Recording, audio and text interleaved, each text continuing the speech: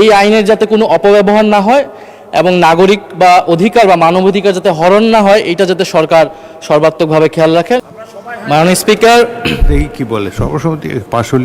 এটা একটু হা নায়ের মধ্যে একটু ভুল মেসেজ যেতে পারে, এটা একটু পরিষ্কার করার জন্য। প্রথমত, জুয়া প্রতিরোধ বিল 2026, আমরা বিরোধী দলের পক্ষ থেকে এই আইনের পক্ষে আমরা আছি এবং সরকারের প্রতি আমরা সাধুবাদও জানিয়েছি। তবে এই বিলটার কিছু স্পেসিফিক ধারায় বিরোধী দলের পক্ষ থেকে কিছু সংশোধনী ছিল। তো সেই সংশোধনীগুলো যদি সরকার বা মাননীয় মন্ত্রী যদি গ্রহণ করতেন, আমরা আরও খুশি মনে আরও সাদরে হয়তো এই আইনটাকে সমর্থন করতে পারতাম। তারপরে আমরা সমর্থন করছি এবং আমরা আশা করব যাতে এই সংশোধনীগুলা বা এই কনসার্নগুলা যাতে সরকার পরবর্তীতে বিবেচনা করে, কারণ আমরা প্রয়োগে গেলেই আমরা আরও ভালো করে বুঝতে পারবো এবং এই আইনের যাতে কোনো অপব্যবহার না হয় এবং নাগরিক বা অধিকার বা মানবাধিকার যাতে হরণ না হয়, এটা যাতে সরকার সর্বাত্মকভাবে খেয়াল রাখেন। মাননীয় স্পিকার, আপনাকে ধন্যবাদ। আর সর্বসম্মতিক্রমে এই আইনটা পাশ হলো। ধন্যবাদ।